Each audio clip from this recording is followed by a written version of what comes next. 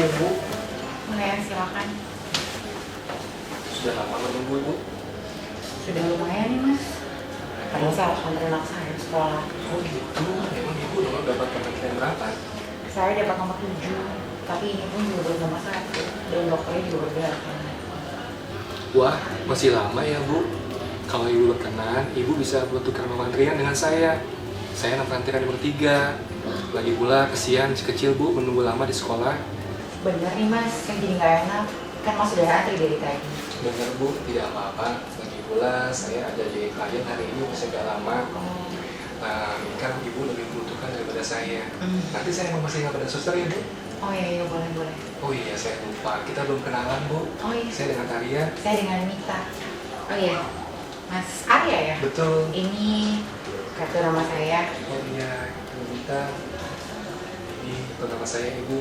Oh iya, Mas Arya Jiryadana, Betul. financial consultant ya? Betul Ibu. Oh, di perusahaan asuransi ya, Iya, Mas iya, Arya ya? iya. Ini Ibu Mita sudah lama ya bekerja di majalah wanita ya? Iya Mas Arya, saya sudah 10 tahun sih kerja di majalah wanita ini. Makanya agak sibuk ya, agak tight jadwal saya. Saya mau pergi sama Amanda, mau lagi cuti ini makanya. Kalau Mas Arya sendiri sudah berapa lama kerja di Saya sebagai financial consultant Bu, saya sudah sekitar 5 tahun. Oh gitu ya, Di sini ya. di perusahaan asuransi itu. Financial consultant itu apa ya Mas? Oh, Ibu Mita, silakan masuk. Tadi sudah bertukar dengan Bapak Arya. Oh gitu, jadi langsung ini Mbak ya? Ya, langsung aja. oh ya udah nggak apa Ibu. Nanti lain waktu saya akan hubungi Ibu. Mungkin saya bisa ngobrol lebih lanjut lagi mengenai financial consultant Bu. Oke, boleh. Makasih banyak ya Mas Arya ya. Sama-sama. Saya bisa masuk duluan jadi ya. Silakan Bu Mita. Oke, makasih Terus Mas Bu Arya. Mita ya. Iya, makasih.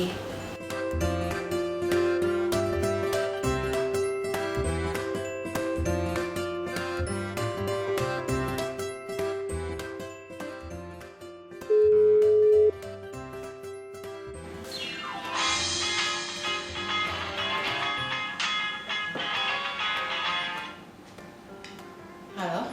Halo, selamat pagi.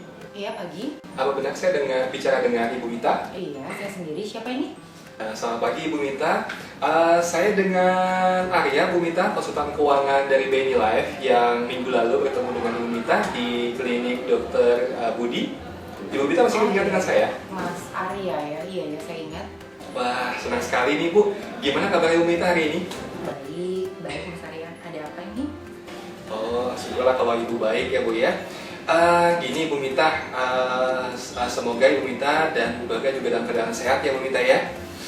Bu Mita, saya akan melanjutkan penjelasan mengenai profesi saya sebagai financial consultant Bu Mita untuk pengelolaan keuangan keluarga. Saya ingin berbagi terkait dengan program perencanaan keuangan yang saat ini tengah tren di masyarakat Bu. Ada beberapa hal yang ingin saya informasikan kepada Ibu Mita serta meminta pendapat Ibu Mita mengenai program kami ini. Kira-kira jika kita bertemu pada hari Rabu besok tanggal 3 jam 10 pagi, Ibu Mita bisa? Rabu besok? Aduh, sepertinya saya nggak bisa tuh Mas Arya.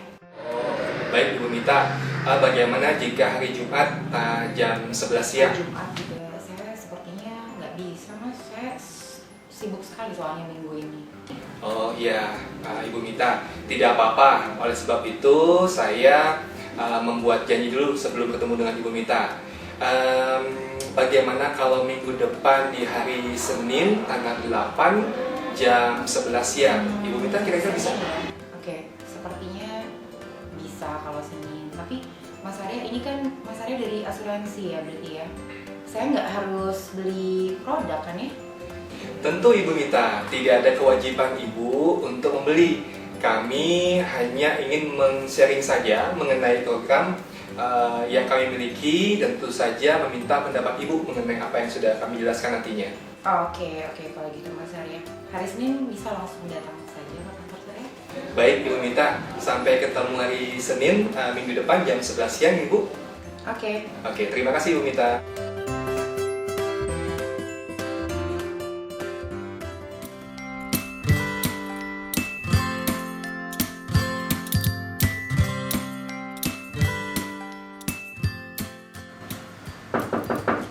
Iya, masuk. Selamat pagi, Pagi. Bu Mita. Gimana Pagi. kabar Ibu? Baik. Baik ya. Dengan Mas Arya? Betul sekali. Selamat itu? Cantik sekali Ibu pagi ini. Terima kasih Bu ya. Ya.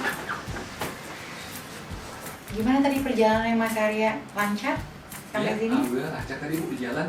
Karena saya pilih jalan alternatif tadi, jadi sampai sini jauh lebih cepat Bu. Oh gitu, Iya. syukurlah kalau begitu. Karena kadang-kadang alternatifnya pun juga macet menuju ke kantor Bu ya. ini. Nanti saya beruntung Bu hari ini Bu ya. Iya. Bisa jauh lebih cepat. Oke.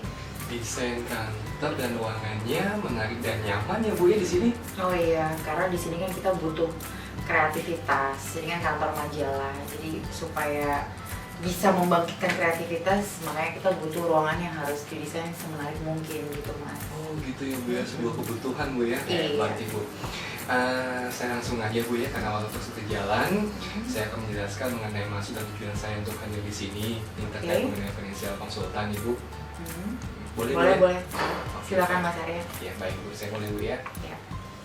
Seperti yang sudah saya jelaskan di telepon Bu, saya akan menjelaskan kembali kepada Ibu mengenai financial konsultan Bu ya. Jadi ini adalah profesi yang akan membantu mewujudkan rencana masa depan setiap keluarga, seperti itu Ibu. Nah, sebelumnya saya perlu tahu dulu kira-kira Ibu Mita punya rencana keuangan masa depan nggak Bu, yang kira-kira sekitar 10-20 tahun ke depan yang ingin sekali Ibu wujudkan? Oh, rasanya sih rencana keuangan saya untuk jangka panjang ya Mas ya. Oh jangka panjang kan? Itu untuk pensiun Mas Arya. Oh, untuk pensiun Bu, oh, Iya. sangat bagus sekali Bu. Tapi sebelumnya saya perlu tahu Bu, kira-kira kenapa Ibu memilih untuk rencana pensiun? Iya, karena saat ini kan saya bekerja di perusahaan swasta Mas Arya. Iya. Nah, sementara untuk pensiun itu kan nanti biasa harus memastikan lah Mas, nanti kalau pada saat saya pensiun bagaimana caranya apa yang sudah saya simpan saat ini itu bisa cukup gitu nanti pada saat saya pensiun nanti untuk bisa sejahtera gitu ya dan bahagia. Jadi, Penjelasannya sangat bagus Bu ya tentang kebutuhan pensiun dan kenapa kita mesti menyiapkan pensiun nih Bu. iya. Tapi saya perlu tahu juga Bu, kira-kira nanti ketika memasuki usia pensiun, kira-kira dana yang Ibu butuhkan berapa tuh? Nah itu dia, saya belum terlalu paham tuh kira-kira berapa ya dana yang saya butuhkan. Karena saya berpikir bahwa kalau saat ini saya butuh sekian, nanti belum tentu pada saat saya pensiun nanti jumlahnya itu memang masih sama gitu nilainya gitu Mas. Ya, tepat sekali Bu. Tapi nggak apa, saya akan bantu Ibu untuk mengetahui kira-kira kebutuhan nanti pensiun dananya berapa Bu ya. Nah saya mulai dari sini dulu. Kira-kira Ibu itu setiap tahunnya kebutuhan dananya itu berapa yang dibutuhkan Bu setiap tahunnya untuk memenuhi kebutuhan Pengeluarannya? Iya. Mungkin sekitar 60 juta gitu. 60 juta Bu ya, 60 juta. Ibu sendiri Bu ya, 60 juta ya. Oke. Ibu kira-kira kebutuhan untuk pensiunnya berapa tahun lagi Bu? 20 tahun lagi lah ya. 20 tahun lagi Bu ya. Oke baik. Kalau gitu sebentar Bu ya, saya akan mulai hitungkan untuk mengetahui berapa dana kebutuhan pensiun yang Ibu butuhkan Bu. Baik. Baik Bu, saya coba ilustrasikan ke Ibu Mita ya Bu ya. Iya. Berapa kebutuhan di masa yang akan datang, yaitu pada masa pensiun nanti. Saya contohkan di sini, misalnya di sini ada Ibu Mita.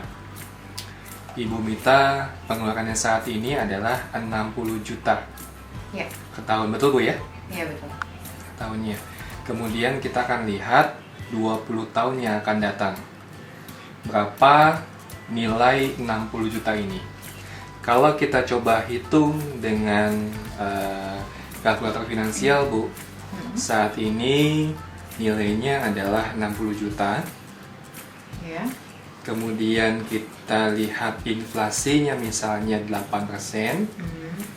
Kita mau tahu 20 tahun yang akan datang itu berapa nilainya gitu Bu ya. Betul.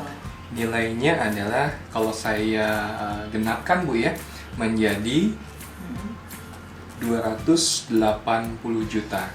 Jadi pengeluaran Ibu 60 juta per tahun saat ini itu nilainya sebanding dengan 280 juta pada 20 tahun yang akan datang.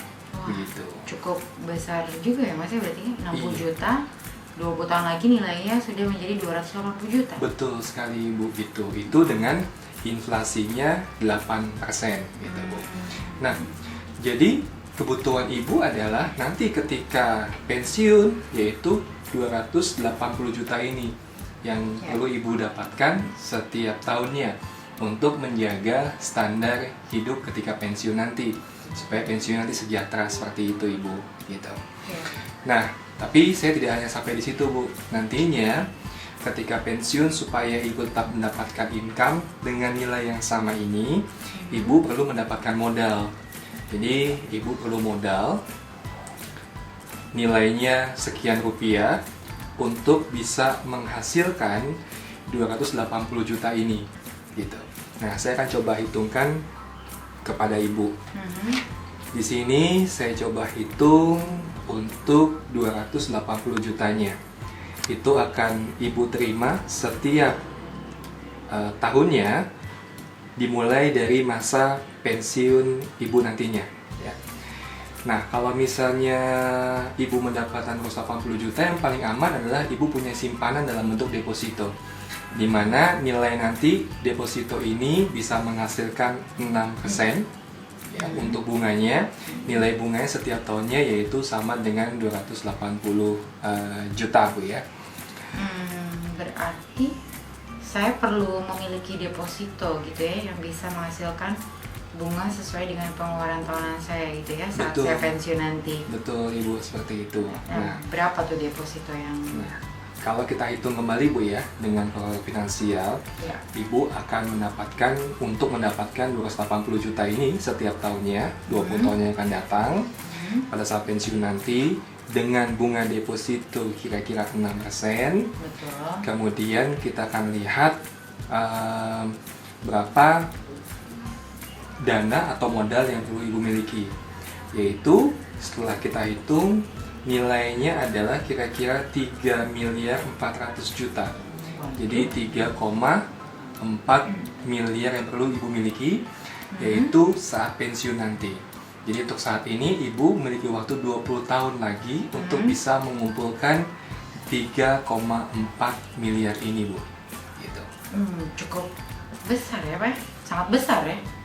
Ibu jangan khawatir, 3,4 miliar itu angka yang bisa dicapai bu, asal ibu memiliki sebuah kedisiplinan dalam menabung dan juga memilih pelayanan paling tepat untuk menyimpan dana ibu. Nah, saya akan jelaskan mengenai tabungan yang memberikan nilai lebih bu, gitu ya. Nah, untuk mencapai angka 3,4 miliar, kira-kira apa yang akan ibu lakukan? Menabung. Menabung bu ya, dan ibu akan menabung di bank tentunya bu ya. Nah, ini contohnya saja saya kasih visualisasi kepada ibu mengenai tabungan yang biasa yang mungkin ibu miliki saat ini. Setiap bulannya ibu akan menyisihkan 1 juta ya, untuk bisa mencapai 3,4 miliar 20 tahun yang akan datang gitu bu ya. Pada bulan pertama ibu menyisihkan 1 juta rupiah. Bulan kedua ibu melakukan hal yang sama, mengisi 1 juta juga. Kemudian bulan ketiga juga ibu menabung 1 juta dan seterusnya. Nanti akan tercapailah 20 tahun yang akan datang harapannya 3,4 miliar. Betul bu ya? Betul. Nah, tapi ini tabungan biasa. Kenapa? Karena tabungan ini tidak memiliki perlindungan. Perlindungan atas apa? Atas resiko yang mungkin terjadi. Contoh saja bu, misalnya yang memiliki rencana masa depan ini terjadi resiko sakitnya serius bu ya, sampai sakitnya kritis. Nah, butuh perawatan di rumah sakit. Kira-kira dirawat di rumah sakit mahal nggak sih bu biayanya? Pasti. Mahal bu ya. Dan untuk biaya yang mahal tadi itu akan dibayar dari uangnya yang ngambil dari mana bu ya? Dari tabungan. Tabungan ini bu ya. Nah, misalnya untuk biaya perawatan dokternya diambil dari sini. Kemudian untuk biaya perawatan obat-obatannya misalnya, kemudian biaya untuk rumah sakitnya, ruangannya, dan lain-lain. Lama-lama bisa habis nggak sih uang ini bu untuk biaya rumah sakitnya? Oh iya. Bisa pasti habis ya. lama Nah, habis. kira-kira terganggu nggak untuk rencana pensiun 20 tahun lagi bu? Terganggu. Bisa terganggu bu ya. Nah, ini adalah tabungan yang biasa bu. Nah, ibu hanya memerlukan sebuah layanan menyimpan dana untuk berikan nilai yang lebih gitu ya. Yang kami sebut sebagai tabungan yang memberikan nilai lebih gitu. Manfaatnya lebih banyak. Sama yang ibu lakukan. Ibu setiap bulannya menabung 1 juta rupiah bulan pertama. Bulan kedua juga menabung 1 juta. Bulan ketiga juga demikian menabung 1 juta. Dan seterusnya sampai terkumpul nantinya 20 tahun lagi 3,4 miliar kakak-kakaknya itu. Nah, tabungan yang memberikan nilai lebih ini memiliki perlindungan tambahan bu. Tidak hanya untuk manfaat tabungan saja, kemudian mengembangkan dananya tidak, tapi dia juga memberikan manfaat tambahan. Apa itu? Ini sebuah proteksi. Nah, apabila nanti terjadi resiko yang memiliki rencana masa depan tadi ini untuk rencana pensiun 20 tahun lagi di rumah sakit karena penyakit kritis, maka biaya atas rumah sakitnya tidak diambil dari tabungannya, tapi diambil dari nilai lebih yang diberikan. Ini misalnya untuk perawatan dokternya nanti di-cover dari sini, Bu. Kemudian perawatan untuk ruangannya juga demikian. Kemudian untuk obat-obatnya demikian. Sehingga uang yang di sini masih utuh nggak, Bu? Masih utuh dan tidak mengganggu tabungan yang Ibu sisihkan setiap tahun, setiap bulan tadi. Dan harapannya di tahun ke-20, 3,4 miliar tadi bisa terwujud, Bu. Nah, kira-kira dari dua pilihan ini, Ibu akan memilih di tabungan biasa atau tabungan yang memberikan nilai lebih, Bu? Yang ini ya, memberikan nilai lebih, Bu ya. Oke, untuk Ibu lebih jelas lagi memahami mengenai tabungan yang memberikan nilai lebih ini, boleh saya bantu untuk membuat ilustrasinya, Bu? Boleh. Bu? Baik, Bu ya. Oke, terima kasih, Bu ya. Saya akan langsung tunjukkan kepada Ibu bagaimana ilustrasi ini akan menjelaskan mengenai tabungan yang memberikan manfaat lebih, Bu. Baik Ibu Mita, izinkan saya untuk memperkenalkan layanan terbaik kami, yaitu BeLife Spectralink. Di sini Ibu Mita sebagai calon pemegang polis, tanggal lahirnya 9 Desember tahun 1979. Pemegang polis adalah nasabah yang memiliki rencana masa depan dan menyisihkan dana setiap bulan atau setiap tahunnya untuk mewujudkan rencana masa depan tersebut. Nama calon tertanggungnya sama, Ibu Mita juga. Tertanggung di sini adalah yang kita lindungi dari risiko hidupnya. Apabila tidak risiko hidup, maka penerima manfaat atau ahli warisnya akan mendapatkan uang pertanggungan dengan nilai tertentu. Di sini nilainya adalah 336 juta rupiah. Masa asuransi 55 tahun, cara pembayaran premi tahunan. Premi di sini adalah dana yang Ibu sisihkan atau Ibu tabungkan setiap tahunnya, yaitu total sebanyak 12 juta rupiah. Dan kami pilihkan untuk yang tahunan cara pembayaran preminya untuk memudahkan Ibu Mita. Ibu Mita hanya menyiapkan dana 1 tahun sekali saja. Dari 12 juta rupiah, kami akan alokasikan dana pada premi dasarnya sebanyak 4.800.000 rupiah. Premi dasar di sini, dengan Ibu Mita menyisihkan 4.800.000 rupiah, maka layanan BeLife Spectralink sudah menyiapkan uang pertanggungan senilai 336 juta rupiah. Kemudian sisanya 7.200.000 rupiah akan kita tempatkan pada premi top up berkalanya. Pada premi top up berkala ini, dana Ibu akan dimasukkan dalam investasi dikembangkan yang akan bisa mewujudkan hasil nanti ketika pensiun, akan menyiapkan sejumlah dana untuk mewujudkan pensiun sejahtera dan bahagia untuk Ibu Mita. Untuk investasi akan kita alokasikan pada dana agresif 100%. Ini dana yang akan dikembangkan lebih maksimal daripada Ibu simpan di tabungan yang biasa. Totalnya, Ibu Mita menyisihkan 12 juta rupiah. Tujuan dari penyisihan dana ini dan Ibu Mita bergabung dalam BeLife Spectralink ini adalah untuk dana pensiun atau rencana pensiun nantinya, 20 tahun yang akan datang. Rincian biaya asuransi untuk bulan dan tahun pertama sesuai dengan manfaat asuransi yang diambil. Manfaat asuransi, di sini ada asuransi dasarnya untuk BeLife Spectralink dengan nilai uang pertanggungan yang sudah saya sampaikan tadi, yaitu 336 juta rupiah, dan ada biaya asuransi setiap bulannya sebanyak 65.755 rupiah saja. Biaya asuransi yang dikenakan ini adalah dimulai bulan ke-13. Biaya asuransi akan berubah dari tahun ke tahun sesuai dengan usia yang dicapai pada tahun berjalan dan uang pertanggungan pada saat itu. Manfaat dari BeLife Spectralink ini pertama, apabila tertanggung hidup sampai masa asuransi, maka akan dibayarkan manfaat asuransi sebesar nilai dana investasi dan selanjutnya ketanggungan ini akan berakhir. Yang kedua, apabila tertanggung meninggal dunia pada masa asuransi, maka kepada ahli waris atau penerima manfaat yang ditunjuk akan dibayarkan uang pertanggungan ditambah dengan nilai investasi atau nilai dana investasi dan selanjutnya pertanggungan ini akan berakhir. Nah, di sini pertanggungannya non-medical, artinya tanpa medical, Ibu Mita akan saya ajukan untuk bergabung dalam layanan BeLife Spectraling. Nah, ini adalah penjelasan saya untuk manfaat proteksi yang memberikan nilai lebih atas simpanan di BeLife Spectraling. Saya akan lanjutkan ke halaman kedua.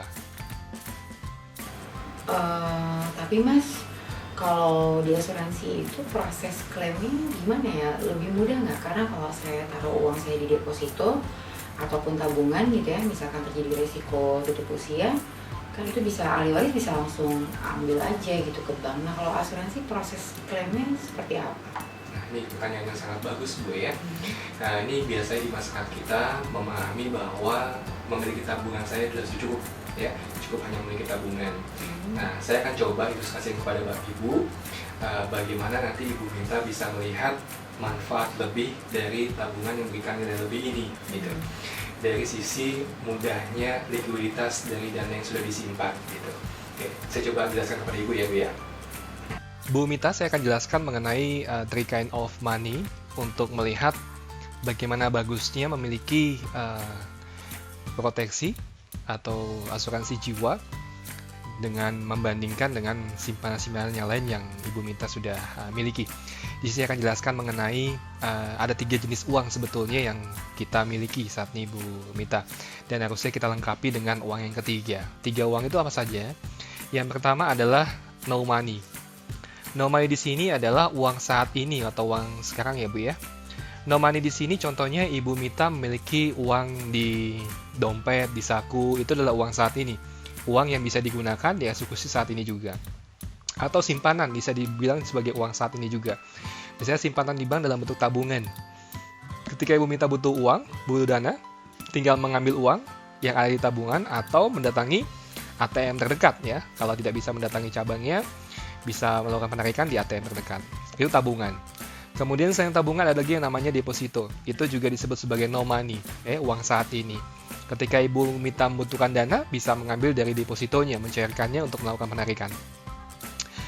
Kemudian selain simpanan, uang yang kita miliki juga kredit atau hutang yang kita punya. Itu disebut sebagai no money juga. No money itu yang mana dulu tapi?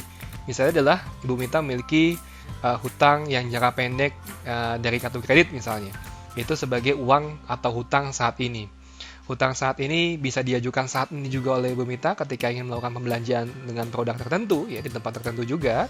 Atau ketika hutang sudah terbentuk dalam kartu kredit, Ibu Mita ingin melunasi juga bisa dilakukan pelunasan sekaligus atau dengan mencicilnya. Itu adalah disebut sebagai hutang saat ini. Kemudian selain no money yang terkait mengenai tabungan, deposito, dan kartu kredit, ada juga yang namanya later money atau uang yang akan datang. Uang nanti atau uang yang akan datang itu contohnya adalah kita menyimpan uang dalam bentuk investasi. Jadi uang kita investasikan. Misalnya saja Ibu Mita memiliki investasi dalam bentuk obligasi, dalam bentuk saham, juga reksadana. Ya, jadi ada investasi di bidang finansial di sini. Kemudian bentuk hutang disebut sebagai hutang nanti itu juga misalnya adalah hutang kepemilikan rumah ya, KPR, kemudian hutang kendaraan itu juga uang nanti karena jangkanya panjang. Itu adalah hutang nanti, diunasi dengan uang nanti juga gitu. Nah, di sini misalnya saja Ibu Mita sudah memiliki dua-duanya, no money dan later money. No money-nya ada tabungan deposito di mana nominalnya contohnya adalah tabungannya 500 juta rupiah. Kemudian depositonya Bu Mita punya 800 juta misalnya. Kartu kreditnya, Bu Mita punya hutang kartu kredit yang tercatat adalah 30 juta saat ini. Kemudian later money-nya Bu Mita punya obligasi, saham, reksadana, total dari investasi finansial Bu Mita itu sekitar 600 juta misalnya. Kemudian Hutang nantinya adalah, misalnya adalah hutang kepemilikan rumah, kendaraan yang totalnya nilainya adalah 900 juta. Ini contoh nilainya saja. Nah, kemudian apabila ada seorang nasabah misalnya yang memiliki dana seperti ini, maka tiba-tiba atas kepemilikan dia, atas nama dia semuanya, kemudian dia tutup usia atau meninggal dunia, pertanyaannya adalah bagaimana nasib dengan simpanan-simpanan investasi dan hutang yang dia miliki, baik dalam kelompok no money maupun letter money. Nah, pihak ahli warisnya, baik ini adalah pasangan atau anak yang ditinggalkan, maka akan mencoba untuk mengakuisisi dana yang ada atau melakukan perubahan kepemilikan untuk bisa melakukan penarikan dari dana yang ada, misalnya digunakan untuk menutupi hutang yang sudah terbentuk. Contoh, misalnya dia memiliki hutang kartu kreditnya adalah 30 juta. Nah, kemudian dia tidak punya perlindungan atas kartu kreditnya, sehingga 30 jutanya menjadi jatuh tempo ketika tutup usia. Nah, untuk melunasi hutang-hutang yang ada yang terbentuk, maka pihak ahli warisnya mencoba untuk mencairkan dana yang simpanan dimiliki. Ketika datang ke bank, bank tidak cukup ternyata hanya mendapatkan penjelasan atau dokumen terkait mengenai surat kematiannya. Bank dengan aturan Otoritas Jasa Keuangan atau OJK menginginkan ada keputusan dari pengadilan untuk penentuan siapa sebagai ahli warisnya.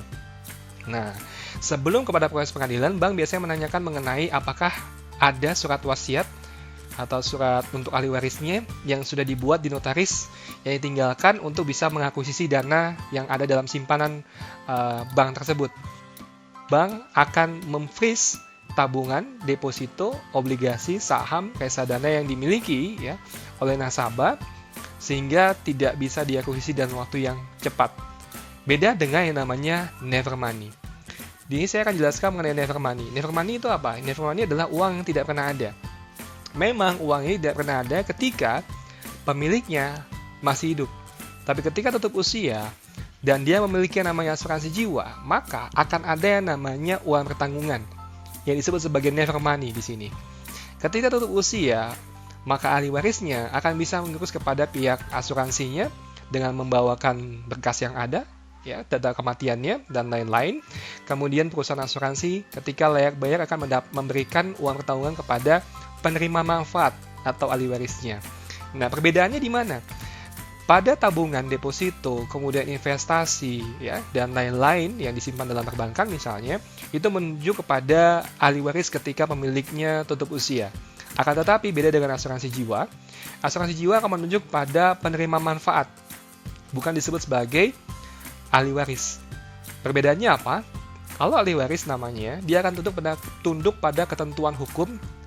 3 ketentuan hukum di Indonesia. Yang pertama adalah pidana, yang kedua adalah agama, yang ketiga adalah adat.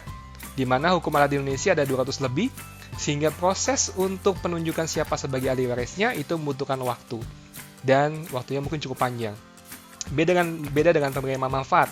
Penerima manfaat tunduk pada ketentuan insurable interest, sehingga ketika tutup usia, no money, letter money, di-freeze, tidak dengan yang namanya never money atau uang asuransi atau uang pertanggungan pada asuransi jiwa. Itu jauh lebih liquid. Yang lain di-freeze, dibekukan, asuransi akan memberikan uang pertanggungan kepada penerima manfaatnya dan lebih liquid, juga relatif lebih cepat kepada nasabahnya. Itu penjelasan saya mengenai three kind of money untuk melengkapkan portfolio keuangan yang harusnya Ibu Mita miliki. Nah, itu tadi menarik yang Mas Arya tadi sampaikan mengenai penerima manfaat ataupun ahli waris tadi ya Mas ya. Nah, kalau seandainya misalkan kalau di asuransi itu, contoh misalkan saya sudah tentukan penerima manfaatnya itu adalah atau ahli warisnya itu adalah anak saya gitu ya. Nanti bisa nggak nanti diklaim sama orang lain gitu? Mungkin nggak seperti itu kalau di asuransi? Nah, ini pertanyaan yang bagus juga nih Bu ya, mengenai ahli waris dan penerima manfaat. Ibu jangan khawatir, sebabnya apa? Ketika yang kita khawatirkan adalah dalam bentuk harta, tabungan, deposito, investasi, dan lain-lain, itu memang mengacu pada ahli waris Bu. Dan ahli waris itu di Indonesia itu diatur dengan 3 hukum. 3 hukum ini apa saja? Yang pertama adalah hukum perdata, Yang kedua adalah hukum Islam, ya, kompilasi atau hukum agama, Al-Farid. Yang ketiga adalah hukum adat. Nah, hukum adat di Indonesia ada 200 lebih, Bu. Jadi ketika nanti yang menerima disebut sebagai ahli waris, maka berpotensi bisa digugat oleh pihak lain, Bu. Oleh pihak lain. Nah, kenapa bisa digugat? Karena mengacu pada 3 hukum ini. Gitu. Tapi Ibu jangan khawatir, ketika namanya adalah penerima manfaat, itu tidak tunduk pada 3 hukum tadi. Dia tunduk pada yang namanya insurable interest, Bu. Jadi ketika nama penerima manfaat tercantum di dalam polisnya, ditunjuk untuk menerima manfaat dengan jumlah tertentu, maka ketika namanya tercantum tersebut langsung diberikan kepada penerima manfaatnya tanpa bisa digugat oleh pihak lain. Kalau namanya adalah ahli waris, masih bisa digugat, penerima manfaat aman untuk anak-anak ibu nantinya. Seperti itu penjelasan saya. Sampai sini sudah jelas ya, Bu, ya? Iya. Oke, boleh saya lanjut ke halaman berikutnya, Bu? Silakan. Oke, Bu, saya akan jelaskan halaman yang berikutnya, Bu, ya. Baik Bu Mita, saya lanjut halaman 2 untuk produk Bill Spectraling. Di sini Bu Mita sama dengan halaman pertama sebagai calon tertanggungnya, usia 35 tahun. Masa asuransinya sampai 55 tahun yang akan datang dengan cara pembayaran yang paling memudahkan Ibu yaitu tahunan. Ilustrasi perkembangan dana. Sini ada tabelnya, Bu, ya. Saya akan jelaskan tabelnya, tapi sebelumnya saya ingatkan kembali. Ibu Mita menyisihkan 12 juta rupiah setiap tahunnya dengan perincian premi dasarnya 4.800.000 dan premi top up berkalanya 7.200.000 rupiah. Ya. Ilustrasi perkembangan dana pada kolom pertama saya jelaskan akhir tahun ke 1 sampai 55 tahun. Ringkasan transaksi. Usia Ibu Mita awalnya masuk di usia 35 tahun. Ini akan diikutkan sampai usia 90 tahun. Premi per tahunnya yaitu 12 juta rupiah yang disisihkan. Nah, ini saya akan buatkan Ibu menyisihkan dana atau menabung sampai usia 90 tahun. Kenapa demikian? Ya, nanti Ibu bisa lihat bagaimana pertumbuhan investasi yang begitu cantik dari Bill Spectraling ini dari si investasi. Di sebelahnya ada asumsi top up sekaligus. Asumsi top up sekaligus ini adalah untuk menambah investasinya. Jadi ketika Ibu memiliki dana lebih atau mendapatkan bonus tahunan, Ibu bisa menambahkan dana investasinya ketika melihat investasi cukup bagus pertumbuhannya. Yang di sebelahnya ada asumsi penarikan. Nah, ini sama seperti mambung, Bu, ya. Ibu Mita bisa melakukan penarikan ketika membutuhkan dananya, ya. Dan misalnya untuk sekolah atau pendidikan anak, ya, dan lain-lain yang Ibu butuhkan. Kolom selanjutnya adalah ilustrasi estimasi nilai dana investasi akhir tahun. Di sini ada asumsi, Bu, asumsi pertumbuhan investasi, karena investasi tidak bisa dipastikan. Yang kita buat adalah asumsi berdasarkan historicalnya atau pertumbuhan investasi yang pernah dialami dalam produk Bill Spectraling ini. Kita punya 3 asumsi, rendah, sedang, tinggi. Untuk rendah pada dana agresif, asumsi pertumbuhannya adalah 5%, sedangnya adalah 15%, dan tingginya adalah 25%. Di sebelahnya ada lagi ilustrasi estimasi manfaat kematian akhir tahun. Ya. Itu juga ada rendah, sedang, dan tinggi. Nanti akan saya jelaskan mengenai manfaat kematian ini, dan sebelumnya saya jelaskan mengenai nilai investasi dulu. Untuk nilai investasi, Ibu Mita bisa lihat di sini 5 tahun yang akan datang atau ketika Ibu Mita berusia 40 tahun. Di sini pertumbuhan investasinya untuk yang tinggi itu adalah 83.609.000 rupiah. Kemudian kalau kita lihat pada saat usia Ibu Mita nanti 55 tahun atau 20 tahun yang akan datang dan bertepatan dengan masa pensiun ini Ibu Mita bisa lihat asumsi pertumbuhan investasi yang tinggi, Ibu Mita bisa mendapatkan 3,1 miliar rupiah. Nah, ini adalah angka yang cukup tinggi. Ini hampir mendekati kebutuhan Ibu Mita yaitu 3,4 miliar. Ketika Ibu Mita lanjut untuk menyisihkan 12 juta per tahunnya, Ibu Mita bisa lihat di usia 56 tahun saja atau 1 tahun kemudian dari usia pensiun, itu Ibu Mita bisa mendapatkan 3,8 miliar rupiah. Artinya dengan menunda pensiun 1 tahun, Ibu Mita bisa mendapatkan dana investasi lebih daripada kebutuhan yang sudah kita hitung tadi. Kalau Ibu Mita melanjutkan menabung 12 juta per tahun, ya, sampai usia 65 tahun atau 30 tahun yang akan datang, Ibu Mita bisa melihat investasi bertumbuh menjadi 25 miliar rupiah. Ini angka yang cukup tinggi, Bu, ya, pastinya. Nah, apabila Ibu Mita terus melakukan mengisi dananya 12 juta per tahun sampai usia 90 tahun atau 55 tahun yang akan datang, Ibu Mita bisa melihat di sini asumsi pertumbuhan investasi yang Ibu Mita bisa dapatkan sebanyak 5 triliun rupiah.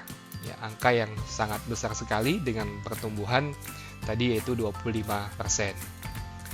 Halaman selanjutnya atau kolom selanjutnya saya akan jelaskan mengenai ilustrasi estimasi manfaat kematian yang bisa saya sampaikan. Di sini juga ada asumsi rendah, sedang, dan tinggi. Kenapa ada 3 asumsi? Karena manfaat kematian itu akan memberikan 2 manfaat sekaligus, Bu. Kalau misalnya manfaat hidupnya adalah hanya mendapatkan investasi, apabila tertanggungnya nanti atau calon tertanggungnya tutup usia pada pertengahan masa asuransinya, maka yang didapatkan oleh penerima manfaat atau ahli warisnya 2, Bu, yaitu yang pertama adalah uang pertanggungan, yang kedua adalah nilai investasinya. Contoh saja, misalnya yang memiliki rencana ini sebagai tertanggungnya tutup usia di usia 40 tahun, yaitu 5 tahun yang akan datang.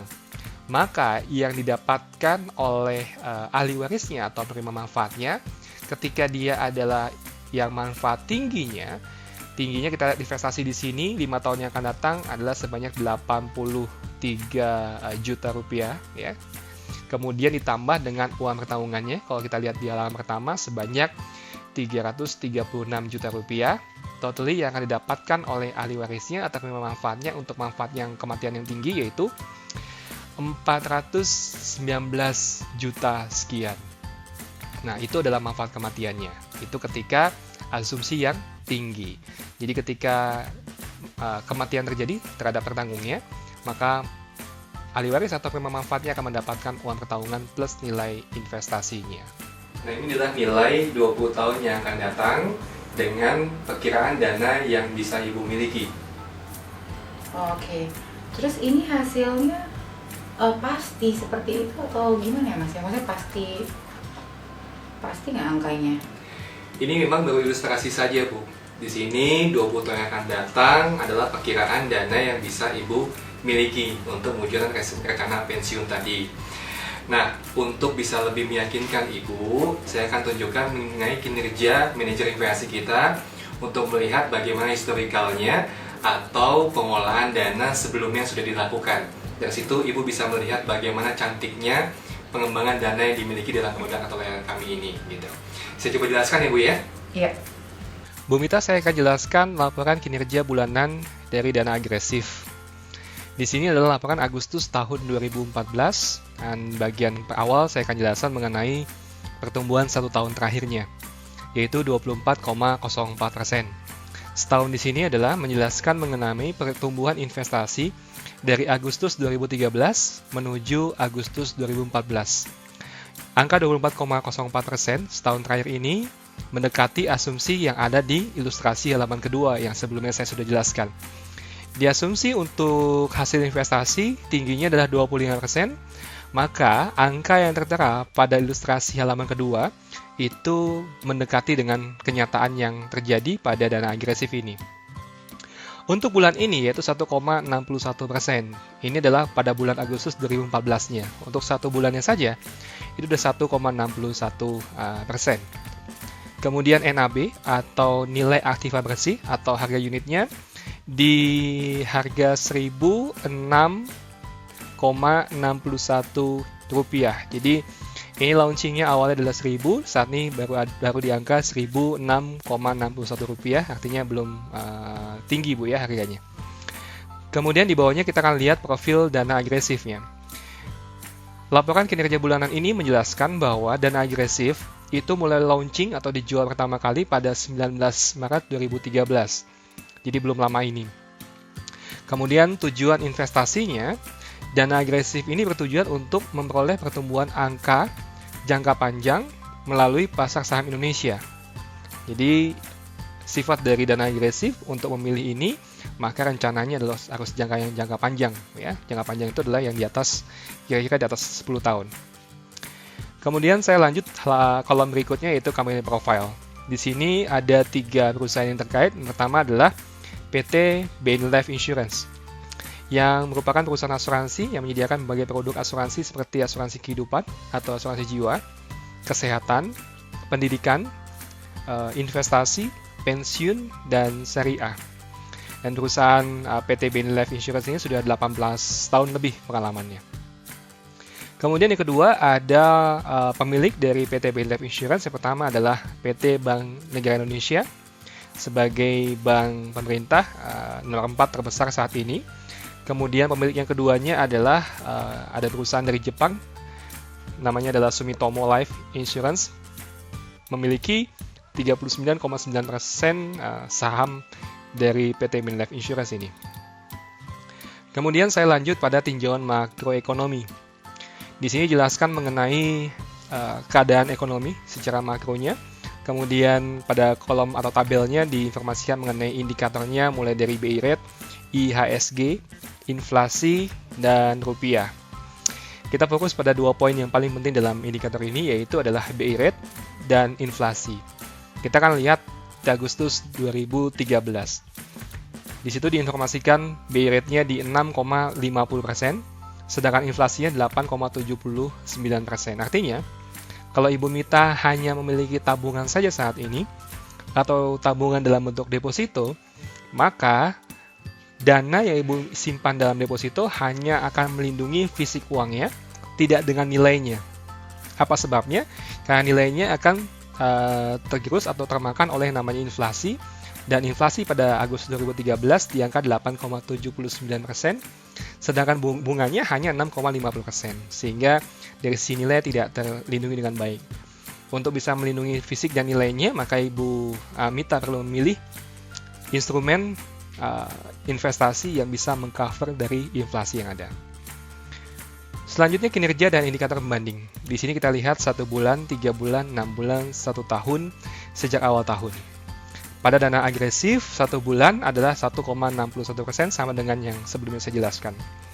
Kemudian 6 bulan adalah 14,17%. 6 bulan di sini adalah 6 bulan ke belakang atau 6 bulan terakhir. Kemudian 1 tahun adalah 24,04%. Sama, yang sebelumnya juga diinformasi mengenai 1 tahun, artinya dihitung dari Agustus 2014 ke belakang ke Agustus 2013. Jadi 1 tahun terakhir 24,04%. Sekali lagi ini angka yang sangat bagus karena mendekati dengan angka yang tertera pada ilustrasi di halaman kedua, yaitu untuk tingginya adalah 25%. Kemudian sejak awal tahun, yaitu sejak Januari 2014 ke Agustus 2014 ini, itu pertumbuhannya adalah 25,26%, ya, angka yang cukup tinggi. Dan ini angka yang sama dengan yang ilustrasi yang tadi sudah saya jelaskan kepada Ibu. Yang selanjutnya, kolom berikutnya ada grafik kinerja portofolio. Di sini kita lihat mulai dari Maret 2013 sampai dengan Agustus 2014. Grafiknya fluktuatif, ya, ada peningkatan dari awal sampai Mei, ya. Kemudian ada penurunan, kemudian penurunan terjadi sampai Januari 2014, kemudian mengalami kenaikan. Di sini yang dapat Ibu Mita ambil, investasi sifatnya fluktuatif. Harganya akan mengalami kenaikan atau juga sebaliknya. Sehingga perlu kita ketahui ketika kita ingin berinvestasi, pilihlah waktu yang tepat.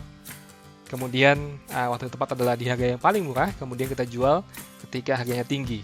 Nah, ini adalah waktu yang tepat. Kenapa? Karena NAB atau harga unitnya saat ini adalah Rp1.006,61 untuk 1 unitnya. Tidak jauh dari harga launchingnya, yaitu Rp1.000. Grafik kinerja bulanan, di sini kita bisa lihat ada garis tengahnya, itu di angka 0, di bawah 0, atau garis tengahnya itu adalah minus, di atasnya adalah plus, di mana ini menunjukkan dari bulan ke bulan ada mengalami peningkatan dan juga mengalami penurunan. Yang paling tinggi adalah di November 2013 itu penurunannya.